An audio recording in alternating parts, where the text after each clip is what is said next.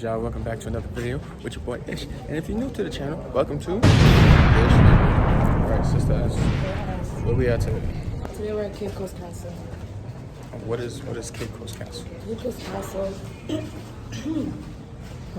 Cape Coast Castle is a castle in Cape Coast in Ghana where slaves were kept and shipped from Africa to the United States and other places during the slave trade.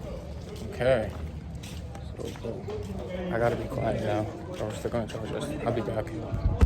Okay, so I forgot where I left off at, but so yes, we're at this castle, and we're going to go through the entire castle, the ins and outs, to see how they treated the slaves and whatnot, and all of this historical things. Right, Sister Nan? Yeah, definitely. So I will see you guys when we get our tour guide.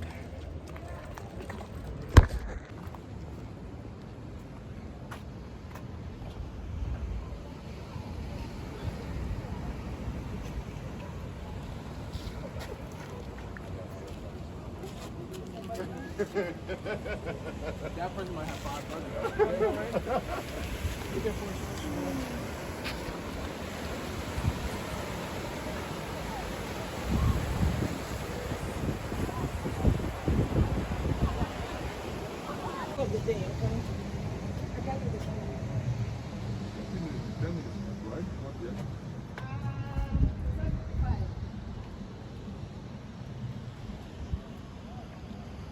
You're warmly welcome to Cape Coast Castle. My name is Justice Aqua. I'll be your tour guide. It's a walking tour. The tour will take us about 45 minutes. Your questions and comments are welcomed in the course of the tour. So first of all, I'll give you a brief history about this building. And from here, we shall visit the male slave dungeons. Right. So this building dates back to the 17th century. It was built in 1665 by the English and the Africans.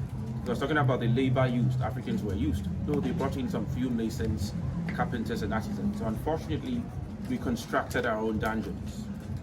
This is the third castle the Europeans constructed along the coast of Ghana. The first one was Elmina Castle, built by Portugal around 1482. It is about 200 years older than Cape Coast Castle. We have the other one in Accra by name Christiansborg Castle. That was Denmark, 1661.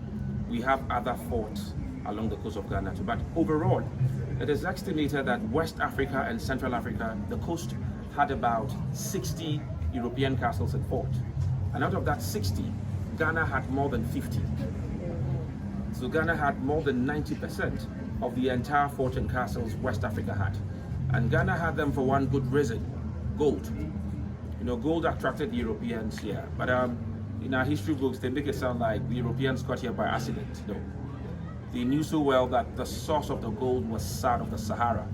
Before the Europeans came, we had the trans-Sahara trade. It was a trade between the West Africans and the North Africans, where goods like gold, ivory, and salt was taken away from here to the north. And from the north, goods too were brought to West Africa.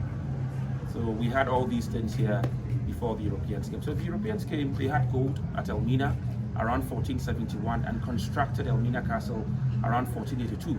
For the purpose of gold. So that is how come the Europeans called this country the Gold Coast. Today, my emphasis will be on the transatlantic slave trade. Because from day one, this structure was built for the slave business, not the gold business. It's simple. The demand for gold in Europe around the 1700s shifted to the demand for sugar. Europe could not produce the raw materials needed. So another region was explored for its cultivation. Now, West Indies, the Caribbeans, North and South America was explored. We had the plantation farms era. And unfortunately, Africans were seen as the best candidate to work there. Let me draw your attention to this. Do you know that it was the Catholic Church that suggested that Africans should be used in place of the Indians? They gave some justifications that, first of all, the African had no soul to be saved. The African was a non-Christian, more like an infidel, that you could do as you wish with. So these are some of the malicious and fraudulent justifications the Catholic Church came up with. So don't be surprised that they built a church on a dungeon right here. So that was the Church of England, and then beneath the Church of England was the male slave dungeons. It's not a coincidence that a church was built on a dungeon here. The same thing happened at Elmina Castle.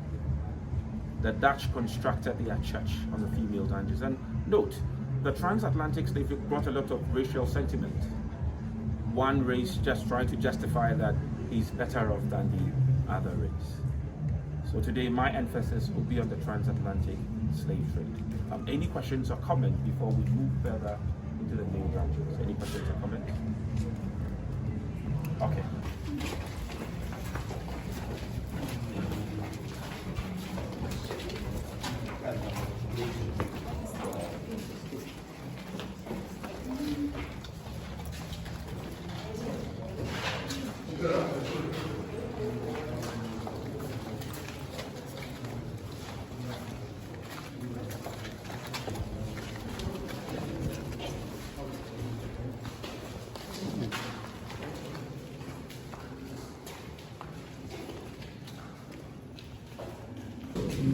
That was a condition within the male dungeon. So we have 5 rooms within this dungeon. This is room number 1. And we have 4 rooms behind.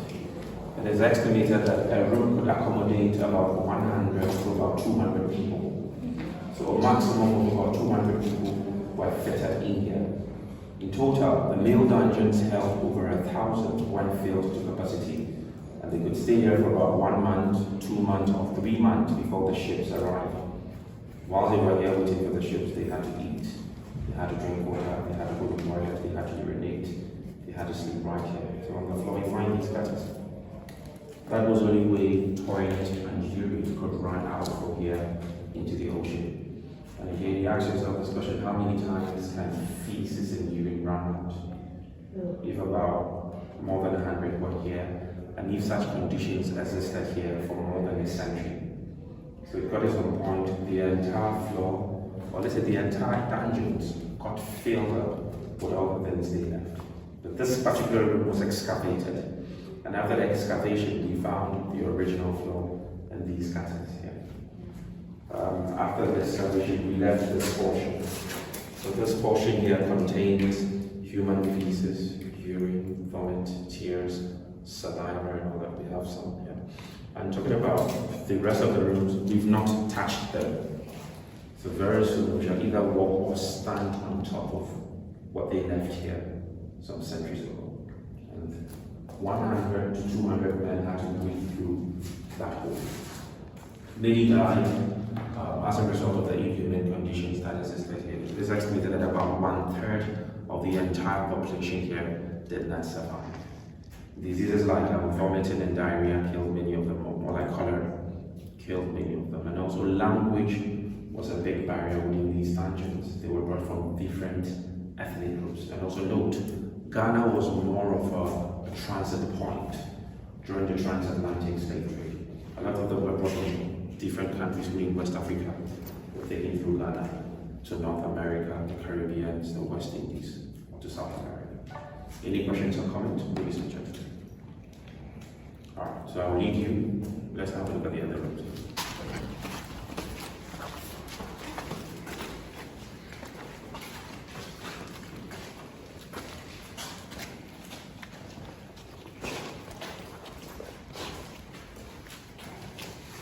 Alright, so we are still in the dungeon. So take a critical look at the floor. It's looked blackish, right? So it's actually compiled feces, urine, vomit, blood, tears, saliva. In the middle you find the gutter. So whilst people were even packed here, feces, urine and rainwater had to pass down into the ocean. And above us was a church. Above us was the Church of England. And that was a spy hole. Some of the soldiers would just stand there and watch. And interestingly, the entrance of that spy hole is closer to the entrance of the church. So whoever passed by to worship God, to worship Jesus, could smell, could see, could hear whatever was going on. Those here also heard them praise God or sing hallelujah. So that's the situation here some centuries ago. Yeah, any questions or comments? All right, so I'll lead you through the last one. You'll be fine.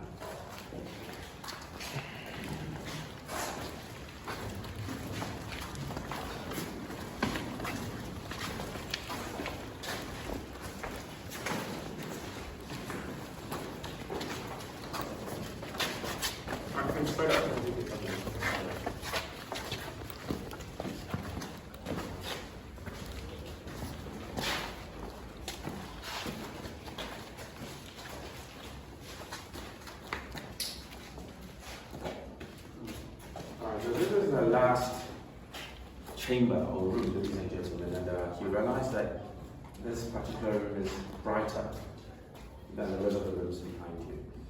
You know, it is brighter because when the ships arrived, they didn't just move all of them into the ships. They sorted them out, got those who were fit or strong enough to survive the journey, those who were sick and incapable of surviving the journey stayed behind in the dungeons till the last of them died.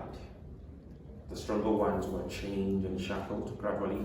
They were taken away from here to the door of no return. So the door of no return was a final exit for all the captives in the dungeons. But when the men were leaving the dungeons for the door of no return, they didn't go out that way again. They went straight from here. So you find this wall, and right behind the wall, the British built a tunnel or a passage. What I'm trying to say is at some point in time, this side was opened up.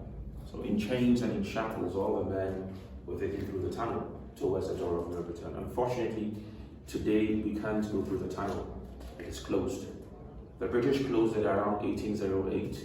And around 1808, the British and the Americans had a treaty that nobody should transport enslaved Africans from Africa to the British West Indies, the Caribbean, or North America. But that did not end slavery. It continued till 1834. When it stopped within the British territories in the Caribbean and the West Indies.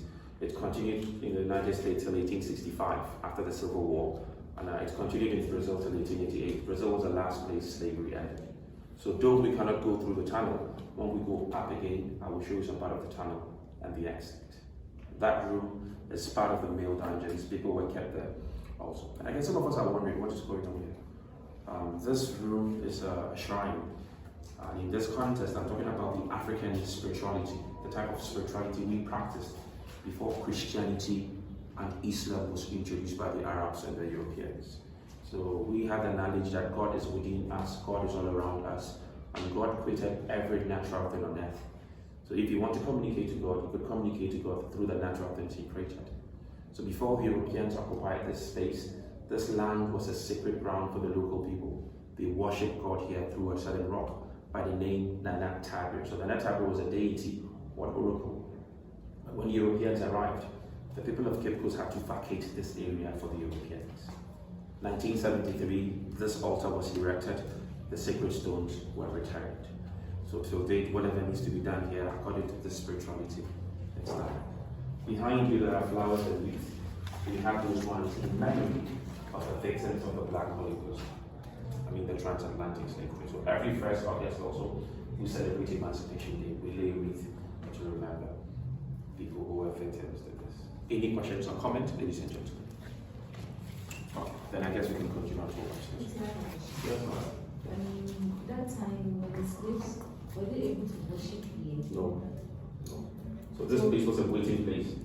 You were starting here. No, this was not here. But it was here prior to the coming of the Europeans. It was here before the Europeans came. But whilst they were keeping people here, no, it was not. Courtyard of the castle. Now, talking about this courtyard, it was a graveyard for the Europeans only. When the enslaved Africans died, either in the dungeons or at the condemned cells, their remains were thrown into the sea.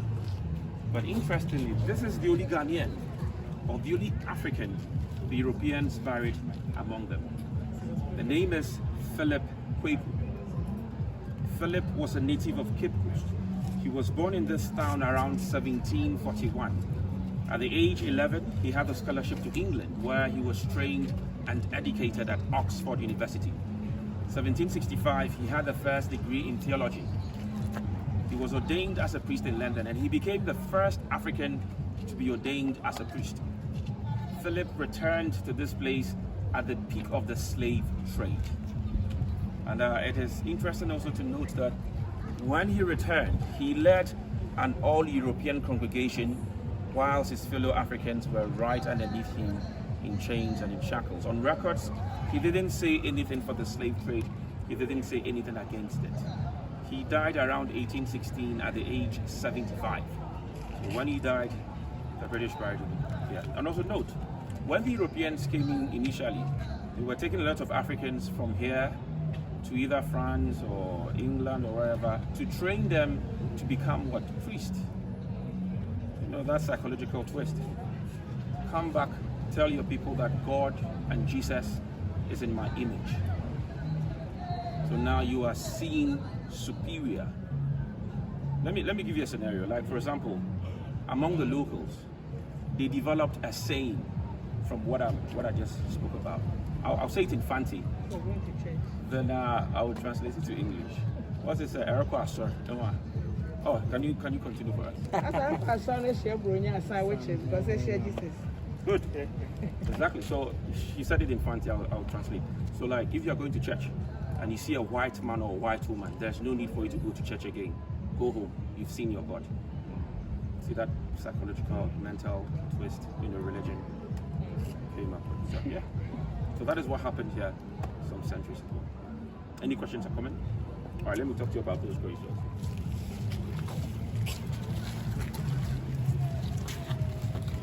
Was a governor by name George MacLean, Captain George MacLean. MacLean died around 1847 when he was 46 years old. And that is a wife, Letitia Elizabeth London. She traveled from England to Cape Coast around 1838 to visit the husband. But when she got here, within 2 months' time, she was found dead in her husband's room. There are some rumors about how she died. Some say malaria killed her. Some say she took in poison when she learned that the husband was cheating on her with one African woman. Others also say the African woman, the husband, had poisoned her. So we don't know the actual cause of Letitia's death. And also note, though many of the Europeans were lawfully married in Europe, when they came down to West Africa, many intermarried with the local people and had children. It wasn't the Europeans' intention to, educate us formally, like Western education, no. At some point in time, they were compelled to do so. Because as a result of those relationships, they fathered a lot of kids along the coast. So they saw that there was a need for these kids to be educated. So when we talk about Western or classroom education, it started in the castles. And find out those who were attending the schools. It was a mixed race people, or the mulattoes. So the church was also a classroom.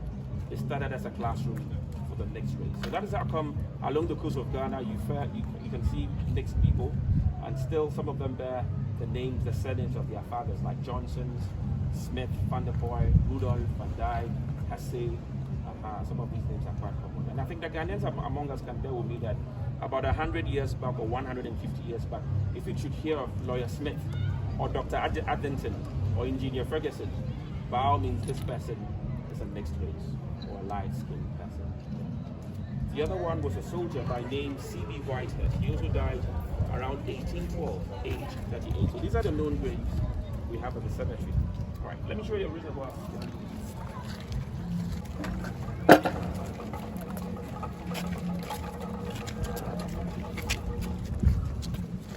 Alright, so I hope you remember, this is the reservoir.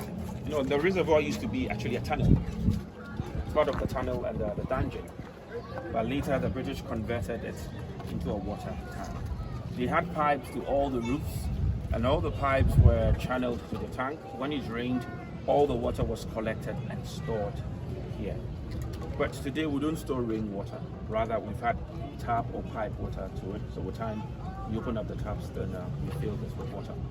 So that is the situation. And many of the captives died in the dungeons as a result of vomiting and diarrhea because the food and water they had was not clean. Perhaps the Europeans will not drink from this tank. And even if they have to drink from this water was boiled or treated. Or they went out to the nearby ponds or wells to get fresh water. Okay. I hope you'll all remember in the male slave dungeons I spoke to you about a tunnel where all the men were taken through. to join the women at the door of no return. We are standing right on top of it. So when we go down that way again, I'll show you some part of the tunnel and the exit. Behind you there are cannonballs, and in front there are guns. So what does that tell you? There was war. Yes, there was war among the Europeans for Africa. And for example, this land, this small piece of land here, changed hands about 5 times among the Europeans. Once it was occupied by Portugal from 1555 to 1610. They left, Sweden occupied it and built a fort. They used it for the gold and the slave trade. Denmark attacked Sweden and took it. Holland attacked Denmark. And finally, around 1664, there was another bloody battle between the British and the Dutch. The British defeated the Dutch and took it. So the British lived here from 1664 to 1957. They only vacated, they were the last occupant of this place. And think of it, they left here about 63 or 64 years ago. So the thing is, the Europeans were fighting among themselves at every corner of Africa. But at some point in time, they realized that the wars among them for Africa was doing them no good. So they decided to come together and share Africa. So that happened in Berlin around the early 19th century. In our history books, we call it the Berlin Conference. So they even did that without any African rep.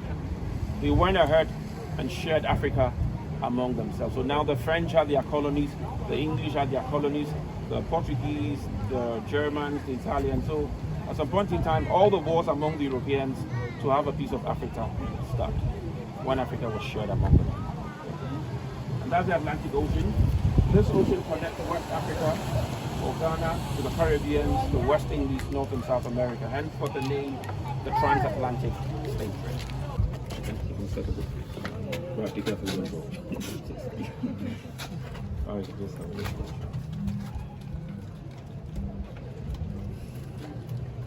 all right, we can come closer, maybe take 10 seconds. So what I'm going to show you now is the tunnel. So the tunnel connected the male dungeons to the door of no return, and then there's a spy hole also.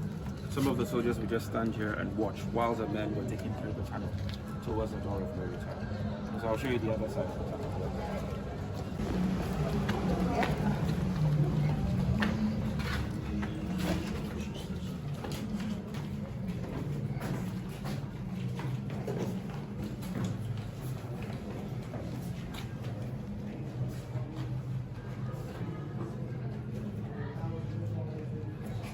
So at the other end, right behind you, that was the exit of the tunnel. So from the male dungeons, all the men were here in chains and in shackles. There was another exit right from here to the sea or to the shore. So this end was actually open. But at some point in time, the British closed it. So during the high tide or when the sea was rough, some of the water entered. So we blocked it to avoid any damage to this part of the castle. So from the tunnel, all the men were taken out that way, and out they turned right towards the door of no return. So from here we shall visit the female dungeons. I will take you through the door of no return, but surely we shall all return. One step up. A cell. Women who resisted or revolted were kept here. But we should also note this. From day one, when the transatlantic slave trade was invented, Africans were not willing to move out of this continent to another continent. We were forced into this. And from day one also, there were rebellions. People revolted. People tried to escape. So now, the Europeans took us through some form of torture. I call it physical and mental torture. So we'll talk about the physical torture. That was some of the condition here was part of it. They kept women here naked most of the time.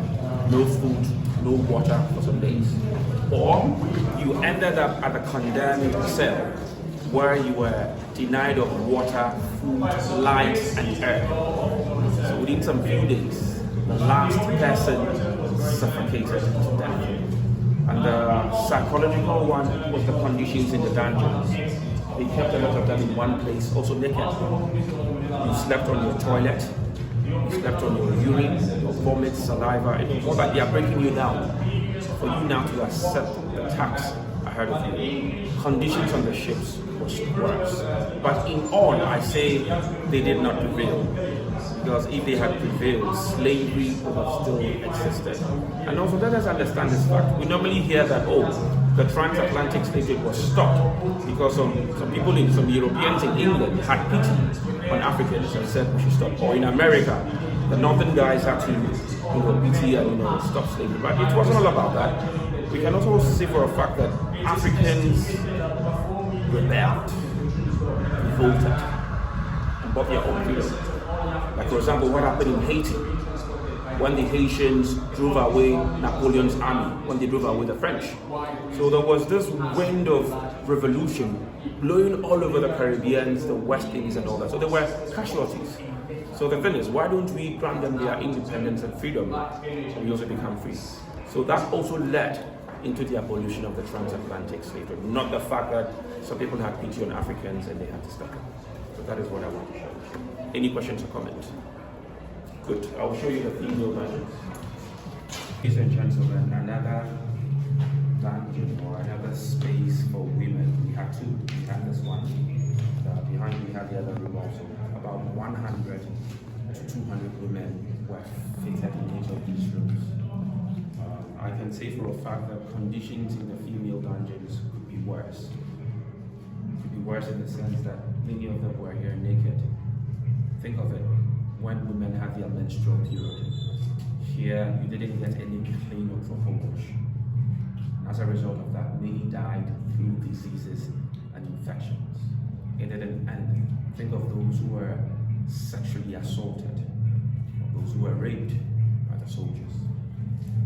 So these are some of the conditions the women had to endure. And also don't forget that men were also raped in the dungeons. Men were raped on the ships, and men were also raped on the plantation farms. In the Caribbean, they had something they call the buck breaking. Have you ever heard of the buck breaking?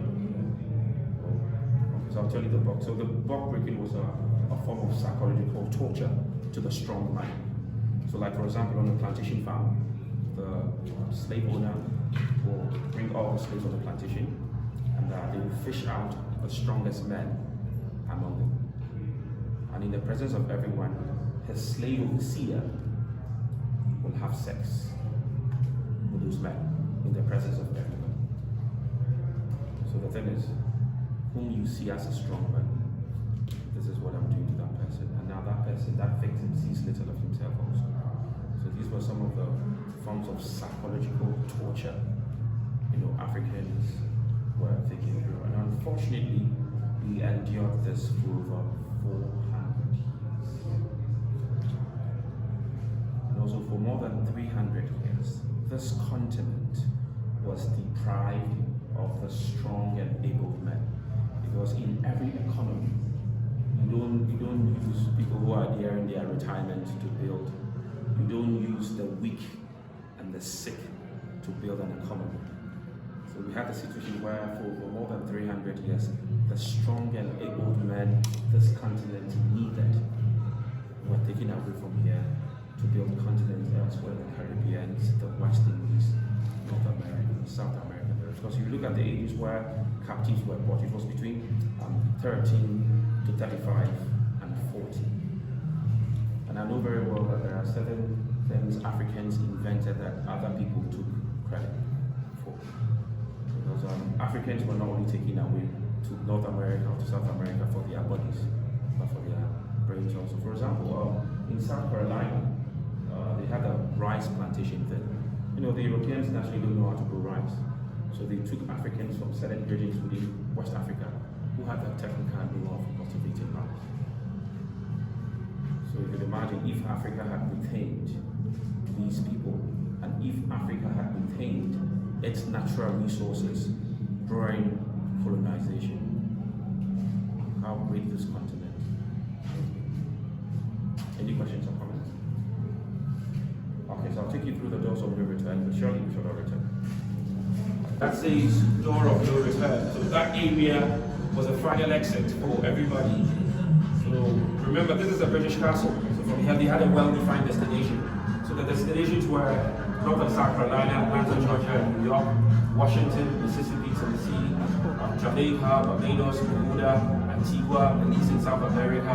Some few ended up in England. But it is estimated that Brazil in South America received the highest number of enslaved Africans during the transatlantic slave trade. Simple, because for 200 years, the Portuguese enjoyed a monopoly.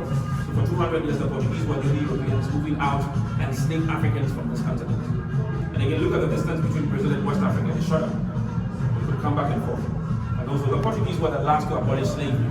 So that is how come Brazil and South America received the highest. But it's rather unfortunate. On TV, you don't see so much of black Brazil.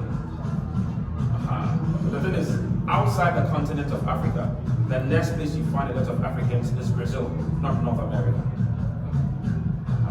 So we shall follow their footsteps, surely should not return.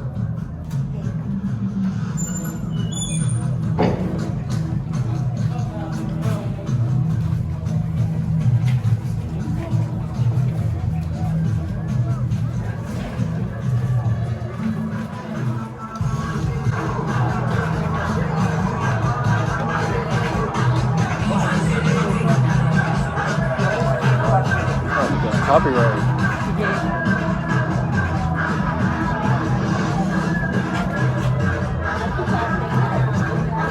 I think you have to strain your ears a bit, the noise and all that. Alright, so ladies and gentlemen, through the store, all the enslaved Africans were taken down to the shore. The water very shallow, not deep. So the ships docked some distance away. They placed them on boats, and gradually they joined the ships from here. So that is how come we are saying that when you go through this door, you will not return. But I want you to look up again. You find another inscription that says Door of Return. Very symbolic. We had it there in 1998. I hope you can hear me. Right, so 98, we had a festival by name Emancipation Day. And during Emancipation in 98, African descendants or Africans at the diaspora, those in America, Jamaica, Barbados, all over, many returned. And for the first time, they returned 2 human remains of former enslaved Africans who died in Jamaica and America. Their bones was exhumed. Their bones were shipped back to Cape Coast Castle. We had a ceremony for them. And after the ceremony, the 2 remains were buried again at the nearby town we call Asen Manso. So since then, every 1st of August, we celebrate Emancipation Day in Ghana. And we don't only celebrate Emancipation Day, we celebrated Year of Return, we celebrate Pan-African Historical Festival. So to us, it is a bridge. We are trying as much as possible to bridge the gap between Africans home and Africans in the diaspora.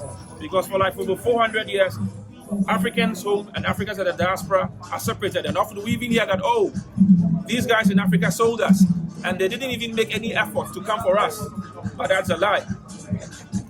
You know, the narratives need to be changed. When did Africa even gain its independence? 50s, 60s. Because while slavery was going there, imperialism and colonization was also going on here. Where now you were made to forget everything about yourself as an African. Now you have to stick to the European ways. And also it's not even like that. Our first president, Dr. Kwame Nkrumah, once said, you know, the independence of Ghana is meaningless unless it is linked to the total liberation of every African everywhere. So immediately after independence, it was Kwame Nkrumah's dream to bring brothers and sisters home. So he did that by first bringing William W. Du Bois to Ghana to write the African Encyclopedia. But unfortunately, his tenure as president, he was overthrown. Anybody, you know, who had Africa at heart and, you know, wanted resources to be for Africans was a threat. Like Patrice Lumumba became president for like 2 days because he wanted to nationalize all the mines and everything in Congo. So that is the situation we had here. So the Emancipation Day celebration, the Year of Return, we are reconnected. You know, I say in everything, there's only when you become aware of your situation, then you make changes. If you are not aware of your situation, you keep on repeating the same mistakes again. So I think very soon the narratives will change. Africans here, Africans at the diaspora will be one. Any questions or comments, ladies and gentlemen? Okay, so we shall return. Yeah,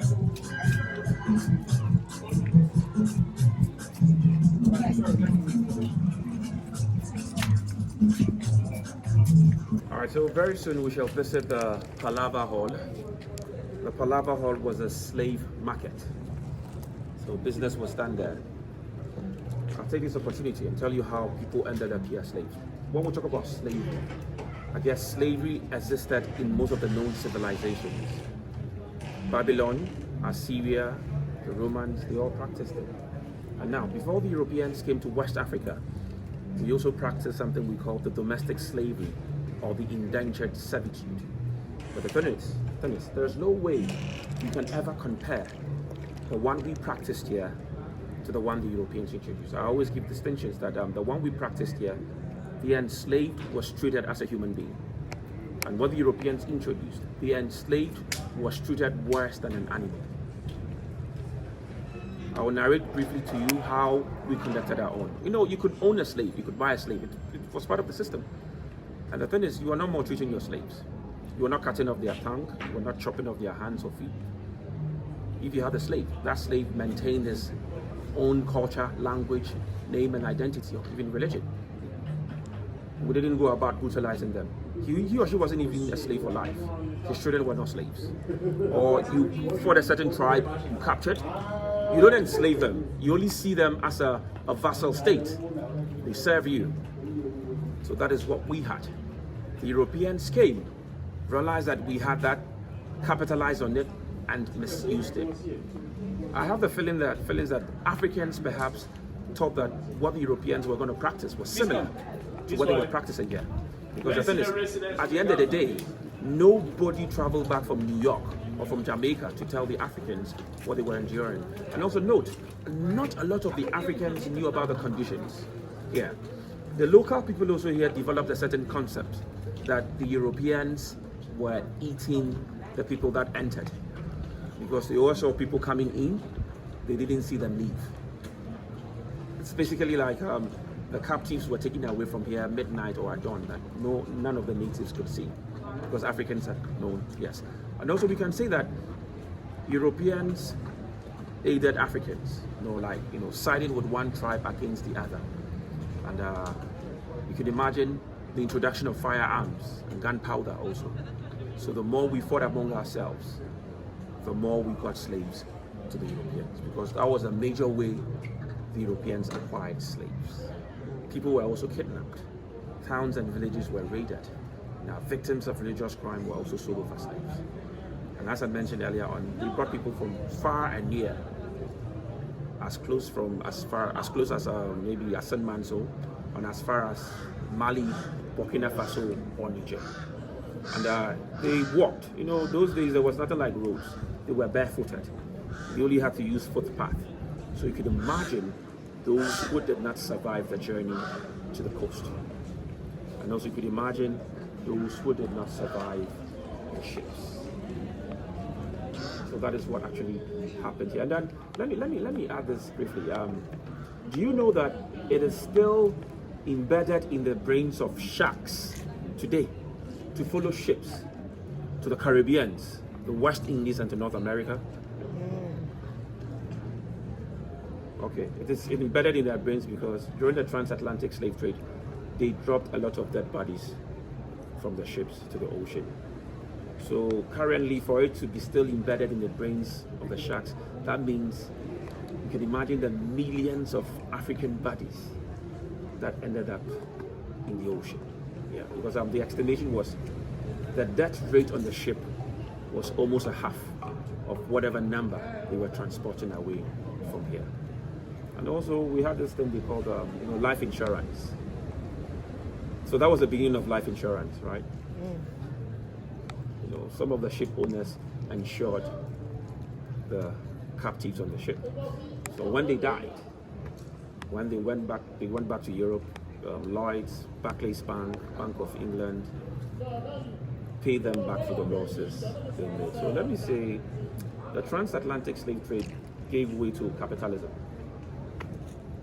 Yes, because when we had the era of the gold trade was an expensive venture to undertake, and mostly it was the crowns of the various countries of the government. But the transatlantic slave trade gave opportunities to all.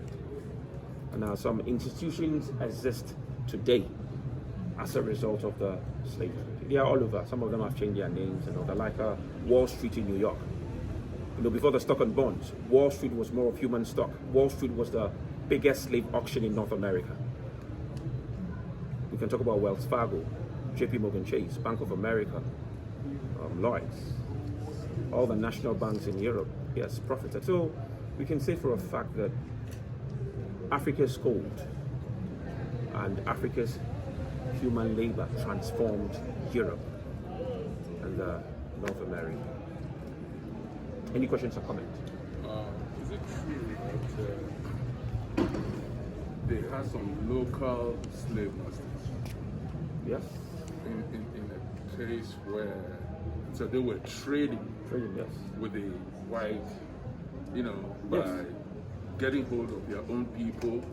Not yet. sell- Okay. I mean, they'll go to like villages, so let other me- places. I don't know. It's true. So let me clarify this. So like basically, it was more of a tribal unity.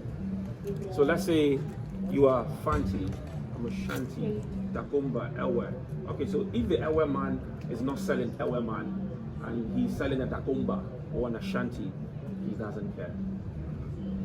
So that is what actually happened. And also, we can also say this: the Ashantis, see, truth be told, the Ashantis sold more slaves to the Europeans than any other tribe.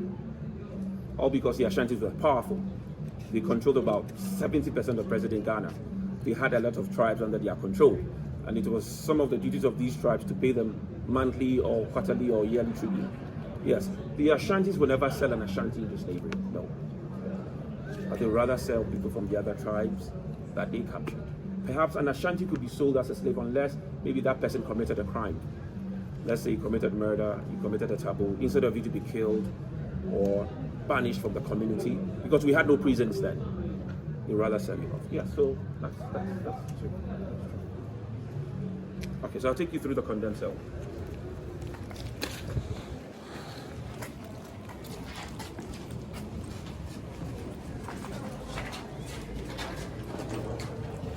Oh my gosh. Oh.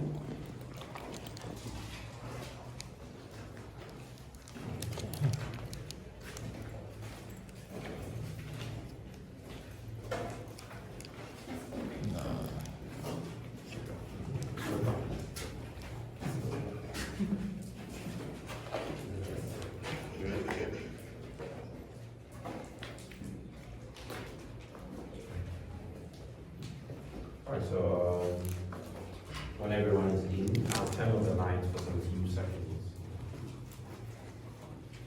Alright, are you coming? Yeah, there's no windows inside. The door here was closed up.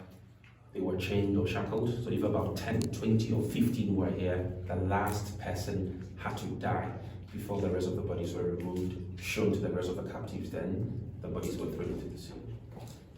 We can come out again, please. We can come out again.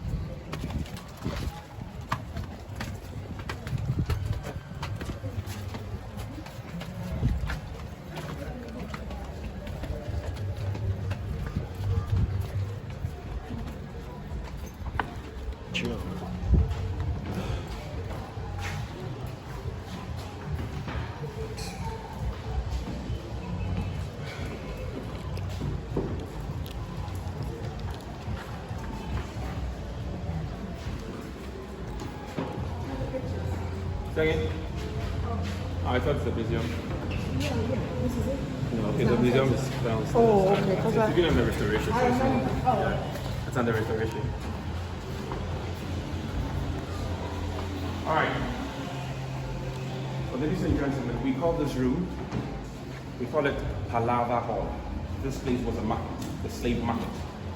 So here, they bought the enslaved Africans. They were taken downstairs, and downstairs they were branded. So when I say branded, I mean the companies had their names and their piece of metal. You know, the company's name, logo, or initial.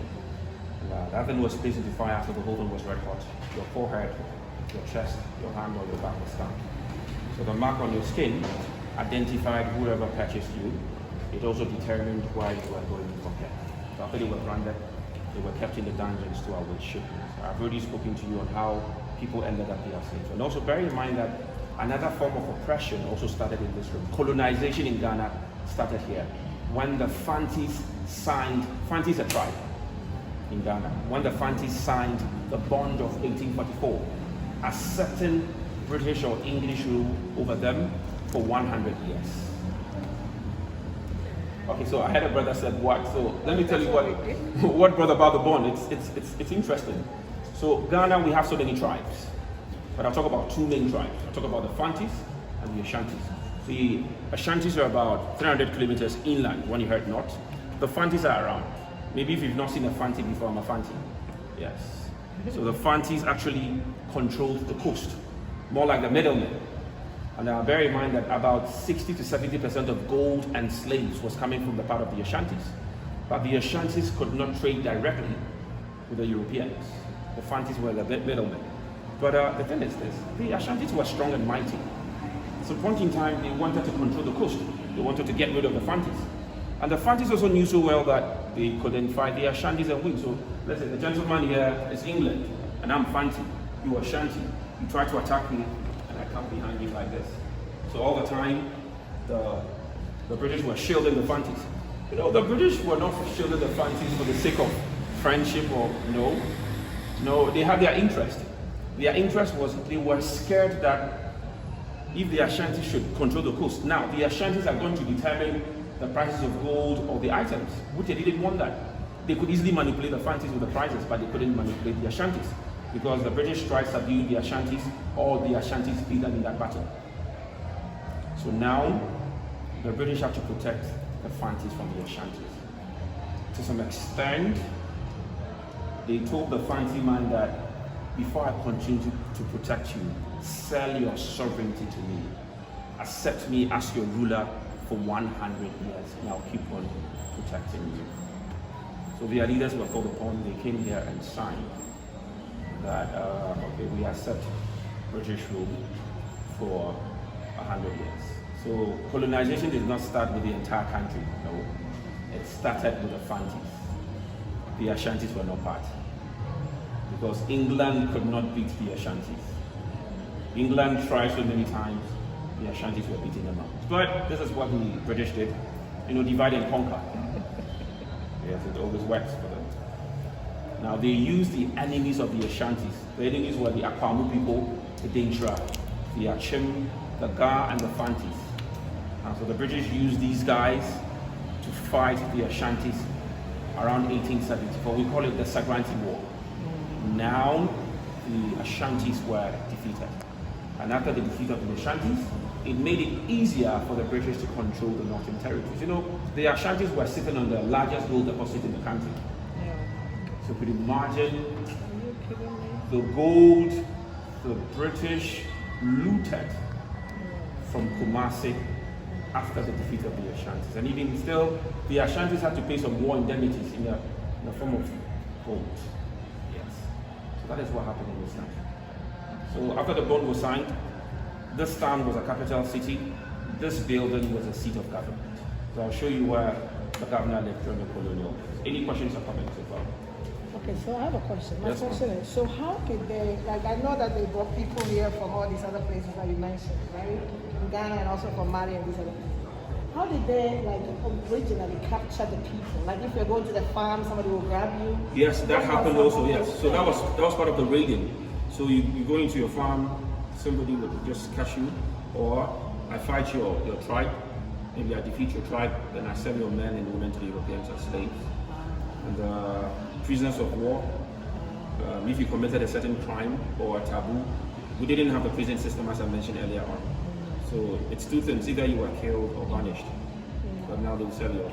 So these were the very, or there were some tribes or states that paid their tribute in the form of human beings. Let's say I'm under you, and it is my duty to pay you, let's say $500 quarterly. That could also be paid in the form of human beings. So if I'm paying them to you, you can in turn sell to whoever buys slaves and you get money. So that's how. And even the items Africans got back in exchange of slaves did not make any economic sense. They didn't make any economic. Alcohol, guns, items, consumables. Alright, so let me show you what the government did.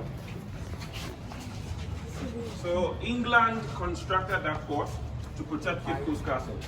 See? The one with the small red top. They built it to protect the thing is simple. Let me say this. England did everything in their blood to make sure that this area would never end up in the hands of the French or the Dutch.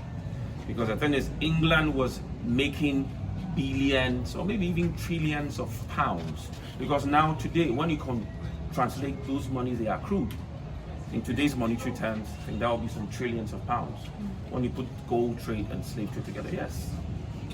So they did everything in their blood to make sure that nobody get this thing. So they built that fort to protect this building. Up there you can see far and wide. So before anybody tried an attack on them, their men knew. Their men quickly sent signals to them, and they armed the castle against who tried. The French tried, they didn't succeed.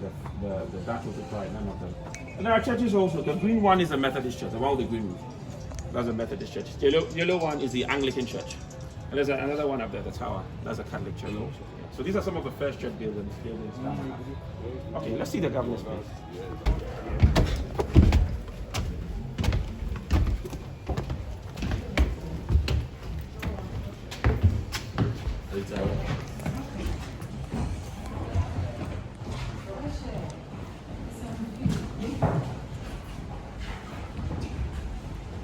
This is crazy. See that?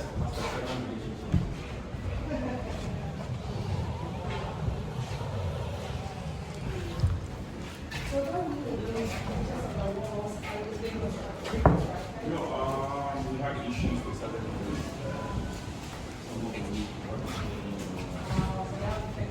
We are fixing them.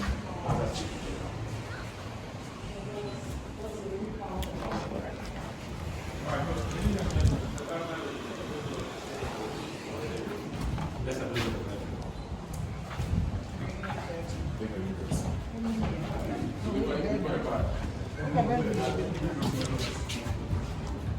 So the governor was more like the overall boss.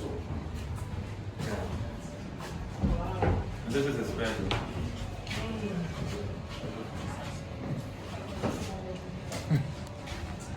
Alright, so you can go through there. So this is a governor's bedroom. He slept here. So you see the contrast between the governor's apartment and the dungeon. Yes, and I also want to say that at some point in time, the capital or the seat of government was removed from Cape Coast to Accra on 19th March 1877. And there's a specific reason why the capital was taken, but the British don't mention that. They only mention that the capital was taken away from here because Cape Coast was becoming smaller administratively. Or sanitation in Cape Coast was bad and all that. But the main reason why the capital was taken from Cape Coast to Accra was about the pool tax ordinance. Locally, we call it Lampu. You see, with the British, wherever they ruled, it was about taxes. It was about taxes. So when they levied us, the people of Cape Coast did not accept it. And they went on demonstration, there were riots, there were disturbances and all that. The British feared that out of that, a revolution would start. So they had to move the capital away from here to Accra for things to be calmed here. Because I think perhaps they learned their lesson in USA, United States of America, when they were ruling, when they later imposed, the Boston Tea Party, tax without representation. It quickly led into a revolution. The Sons of Liberty was formed. The English were kicked out. Perhaps they didn't want to repeat the same thing here. So that's how come the capital was taken to Accra. So Accra is our capital city. Any questions or comments? Okay, so let's end the tour downstairs finally.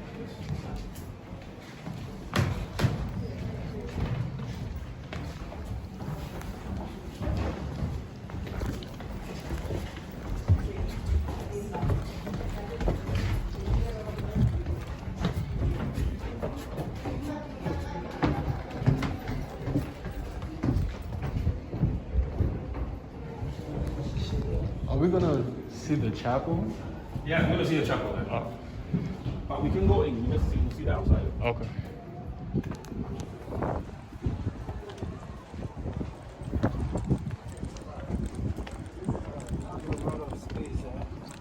Yes, a lot of space.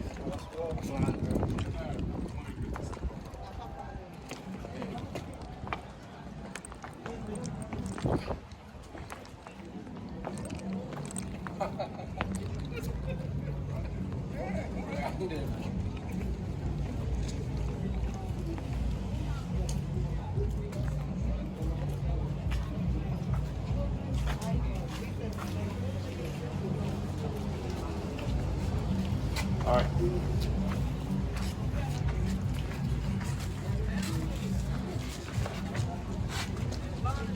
Alright, so we're standing in front of the former Church of England. That was the entrance of the church. This used to be the entrance to a spy holy with England. I think in the third room I pointed it out to you. It was important. This place was actually exposed, so whoever passed by to worship Jesus, or to worship, could hear, could smell, see, he knew whatever was going on in the dungeons. And those in the dungeons also heard whatever was going on in the church. So as I mentioned, it wasn't a coincidence that the church was built on a dungeon. It was intentional. This is Elmina Castle. The same happened. The Dutch constructed their church on a female dungeon. So they knew what they were doing. Okay, so let's end the talk downstairs.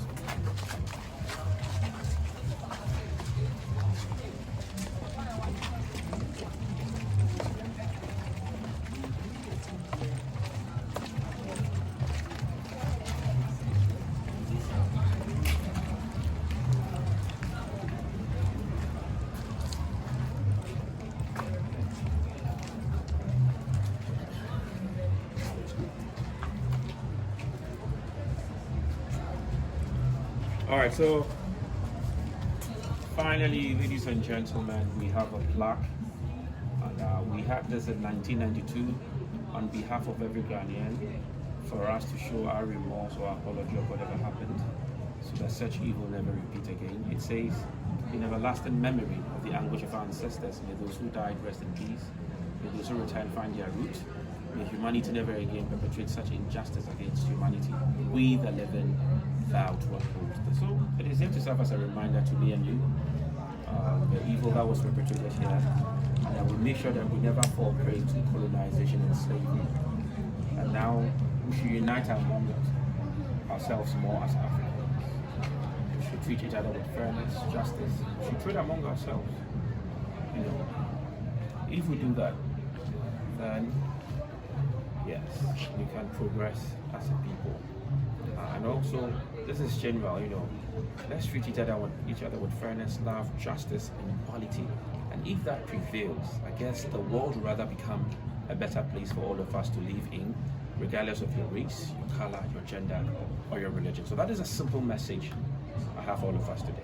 Any questions or comments before we end? All right, then our tour will end here. Once again, my name is Justice Aqua. I hope you had a great time. Thank you. Thank you. How many years have you been doing this? For over 15 years. And like, you get the same feeling every time. Like, how do you feel doing this? Alright, actually I feel good. I feel motivated to narrate the actual story that happened without whitewashing or trying to change certain things, and you know. And initially it was a bit hard for me because I couldn't really comprehend or knowing and seeing how one race treats the other race. To be honest, I developed some hatred and some anger and all that. But I also realized that anger and hatred was weighing me down. So I rechanneled that into a different energy together to, learn, read more, share my knowledge with whoever listens to the place.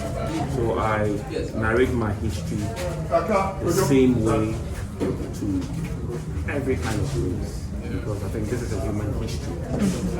Lessons need to be learned so that we don't repeat the same mistakes.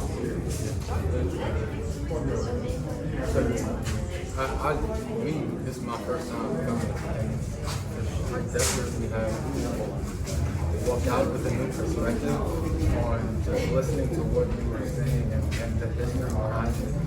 Like you said, I don't know, right now, I have hatred, but like you said, you learned to channel it in another way. So how did you learn to channel it into another way? Or you just came to the conclusion that I came to the conclusion. The only way I could move forward is to... Yeah, I came to a conclusion because I can't allow myself to be weighed down. There's a lot of work to be done. There's a lot of teaching to be done.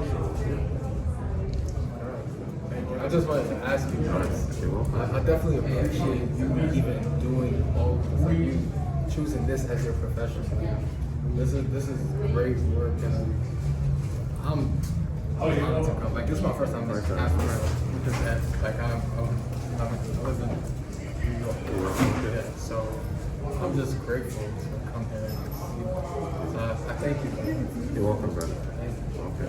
Have a good one. All right.